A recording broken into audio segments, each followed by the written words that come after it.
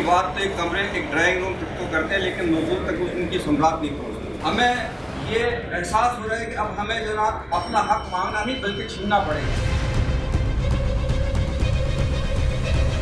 हम पुरअमन लोग हैं, हमें मजबूर ना किया जाए। एक मजदूर तबका जिसको वक्त को हकूक नहीं मिलता, सुप्रीम कोर्ट के अंदर 12 साल तक केस पड़ा हुआ, अब तक फैसला नहीं हुआ। पिछले कई सालों से यहाँ वर्कर्स के लिए काम हो ही नहीं रहा। दूसरे मसले हैं यहाँ लोगों की जो प्रमोशंस हैं। कुछ मसाइल ऐसे हैं जो लीगल वे पे हैं, जो कोर्ट में हैं। ओवरऑल इदारों का बेड़ा गर्क हुआ है और जो हुकूमतें हैं वो सिर्फ आ रही हैं, वो सिर्फ अपना फ़ायदा देख रही हैं। यहाँ दूसरा मेजर इशू है वो है कॉन्ट्रैक्ट मुलाजमीन का। चौराहे पे लाया जा रहा है कि केडीए को भी एसडीए कर दिया जाए। सिर्फ 1% ये है कि उनका नाम जो आईटी पे रोल पे जो आपके कंप्यूटर्स हैं, सिर्फ आईटी पे रोल पे उनका नाम चढ़ाना है, जो नहीं चढ़ाया गया।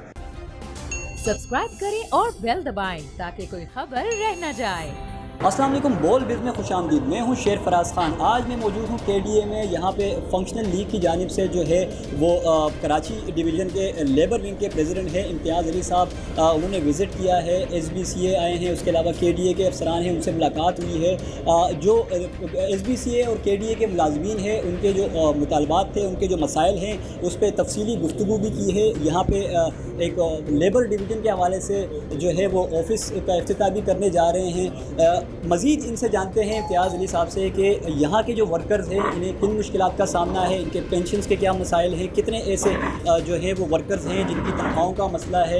इस हवाले से डिटेल से जानने की कोशिश करेंगे। अस्सलाम वालेकुम इम्तियाज़ साहब।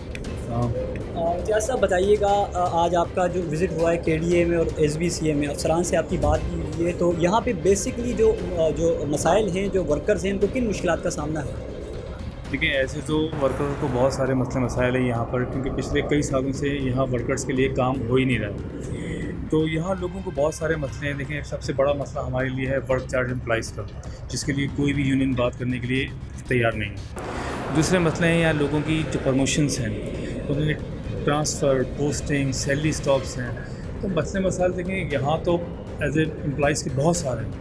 तो वन बाय वन इंशाल्लाह ताला देखें इसके अंदर ये बेहतरी आएगी। लेकिन पहला मसला जो हमारा ये है कि वर्क चार्ट एम्प्लॉइज़ और जो कॉन्ट्रैक्ट जो मुलाज़मीन हैं उन्हें परमिट किया जाए। अच्छा, आपकी यहाँ पे अफसरान से भी बात हुई है, तो जो 600 मुलाजमीन के हवाले से जो पहले भी गुफ्तगू यहाँ पे चल रही थी कि उनके जो प्रमोशन वगैरह हैं या उनके जो वाजिबात हैं, इस हवाले से क्या बात कि मेरी यहाँ इंतज़ामिया से जो बात हुई है और कुछ अफसरान से मेरी जो बात हुई है उसमें उन्होंने मुझे इस बात की यकीन दहानी वो दिलाई है कि कुछ मसाइल ऐसे हैं जो लीगल वे पे हैं, जो कोर्ट में हैं, और कुछ इनके अपने हाथ में है। तो इन्होंने बोला कि जो हमारे हैंड से होगा तो इंशाअल्लाह ताला हम उसको देखेंगे और बहुत जल्द हल करने की कोशिश हमारी होगी और वो आगे हमें बताएंगे। फ़िलहाल तो ये बात हुई।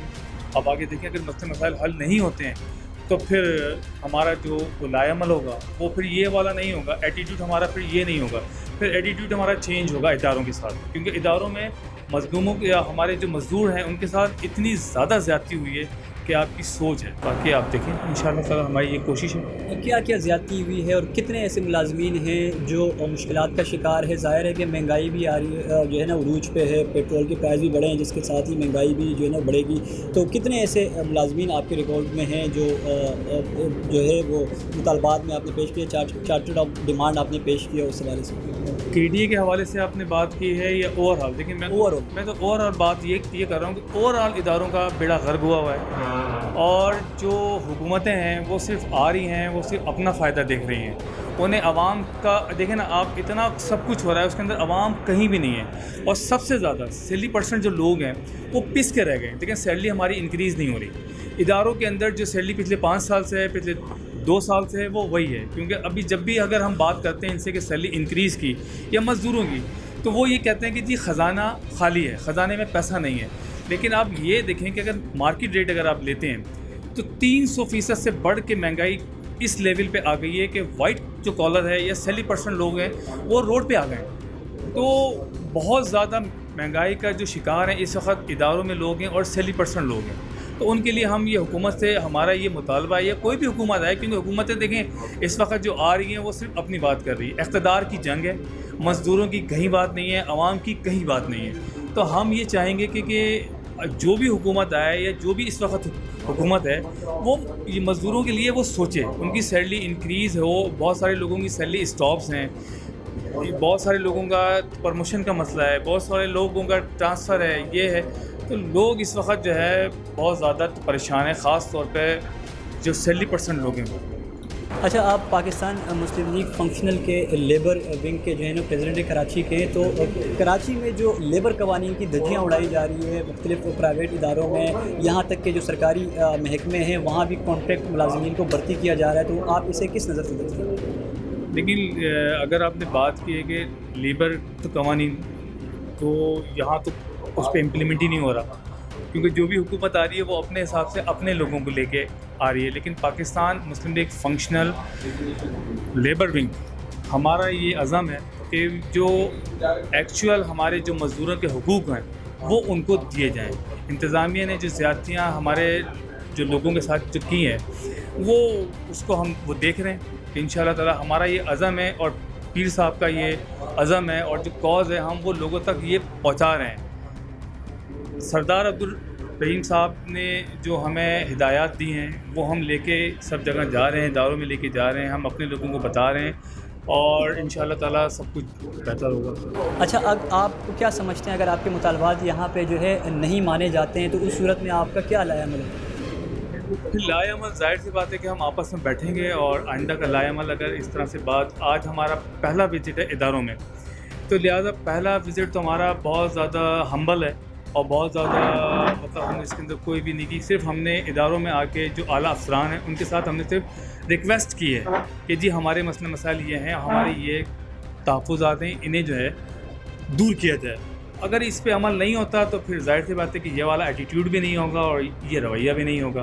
तो इस वक्त हमारे साथ मौजूद हैं KDA के चीफ़ ऑर्गेनाइज़र अरसलान साहब। अरसलान साहब से भी पूछेंगे कि इस हवाले से इनका क्या मौक़िफ़ है और जो KDA के मुलाज़मीन हैं उनके क्या मसाइल हैं और इस हवाले से इनकी क्या हिकमत अमली है। अस्सलाम वालेकुम। पहले तो मैं बहुत बहुत शुक्रिया अदा करना चाहता हूँ बोल न्यूज़ का कि आप लोग यहाँ पर आए और हमें शुक्रिया का मौका फ़राहम किया आपने।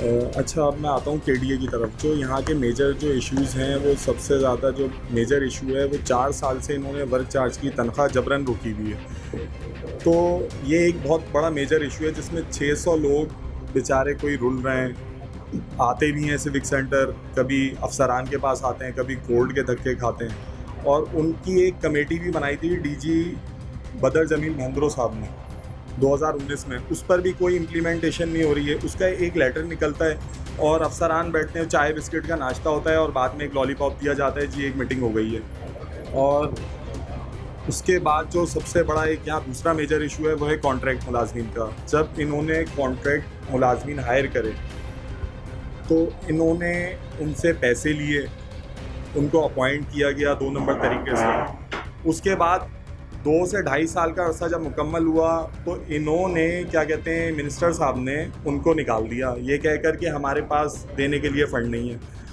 तो उनका भी एक बड़ा मेजर इशू है। तीसरा जो यहाँ पर मसला है वो पेंशनर्स का है। जो हमारे यहाँ पर पेंशनर्स हैं, जो रिटायर्ड मुलाजमीन हैं, उनके जो फ़ंड हैं, KDA ये कहता है कि हमारे पास देने के लिए पैसे नहीं हैं। तो भाई KDA के पास जो एसेट्स मौजूद हैं जिन पर आए दिन कोई ना कोई कब्ज़ा माफिया आके कब्ज़ा करना शुरू कर देता है, बाउंड्री हो जाती है, फिर वो तोड़ते हैं, कुछ जगहों पे कब्ज़ा हो जाता है, फैमिलीज़ बैठ जाती हैं, फिर वो तोड़ नहीं पाते।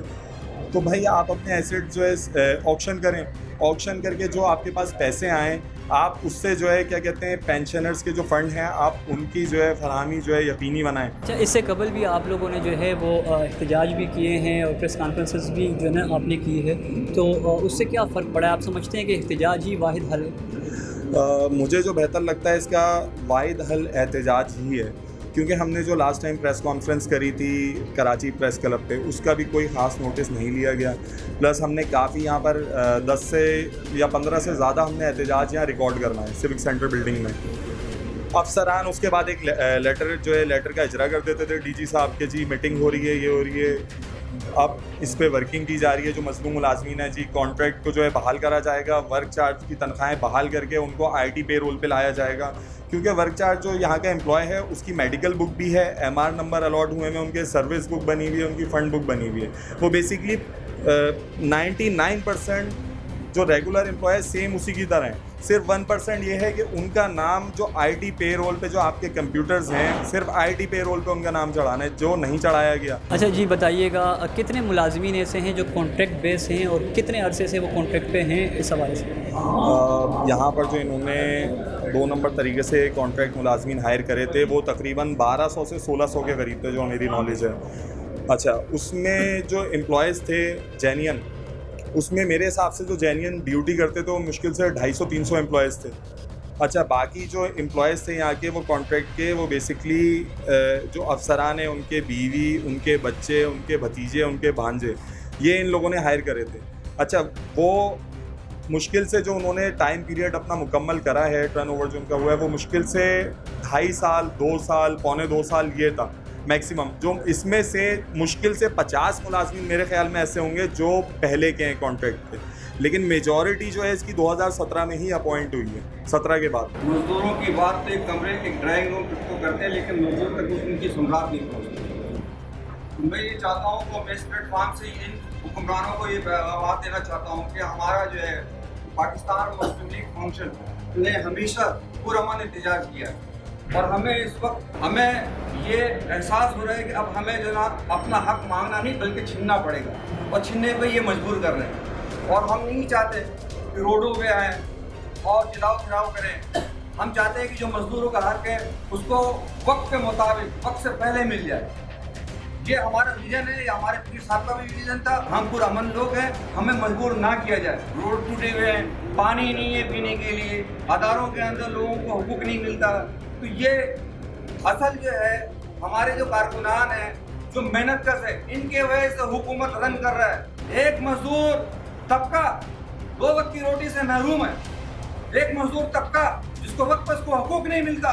एक मेमोरेंडम देना हो तो 2 मिनट के अंदर मिल जाता है, जो उसकी बेनिफिट होता है तो वो सालों पड़ा होता है पेपरों के अंदर। वो तमाम एग्जीक्यूटिव के चैम्बरों में घूम रहा होता है, कमेटी बना दी जाती है कि फला कमेटी देख रही है, फला कमेटी देख रही है। ये दौरे निज़ाम को अब खत्म होना चाहिए।